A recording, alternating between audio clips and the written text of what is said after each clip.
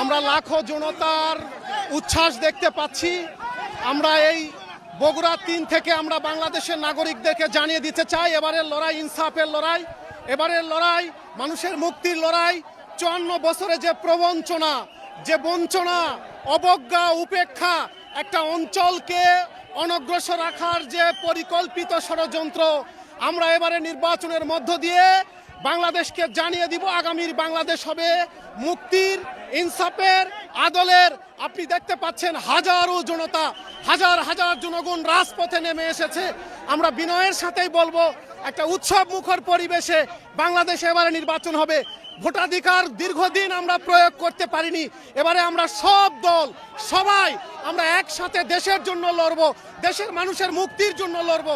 এবারে আমরা যে কোনো ফলাফল মেনে নেওয়ার হিম্মত পোষণ করছি।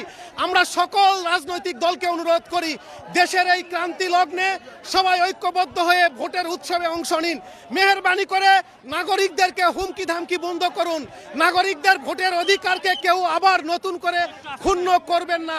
এবারে আমাদের সবাইকে উৎসবের সাথে ভোট দিতে দিন। আমি এই এলাকার ক্ষুদ্র নাগরিক, এই এলাকার প্রতিনিধিত্ব করার স্বপ্ন দেখছি।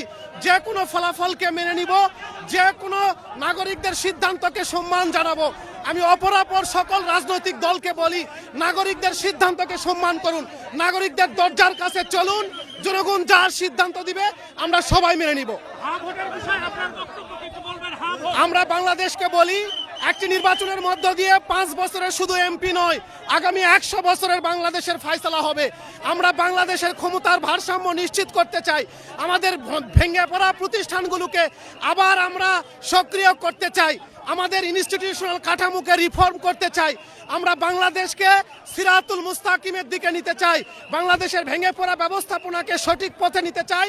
আমি আমার সংসদীয় এলাকার নাগরিকদের সহ সারা বাংলাদেশের প্রজন্মকে 12,70,00,000 ভোটারকে হ্যাঁ ভোটের পক্ষে ভোট দেওয়ার বিনীত আমন্ত্রণ জানাই। হ্যাঁ ভোট মানুষের মুক্তি, হ্যাঁ মানেই ইনসাফ, হ্যাঁ মানেই নতুনকে বাংলাদেশের পরিগঠন।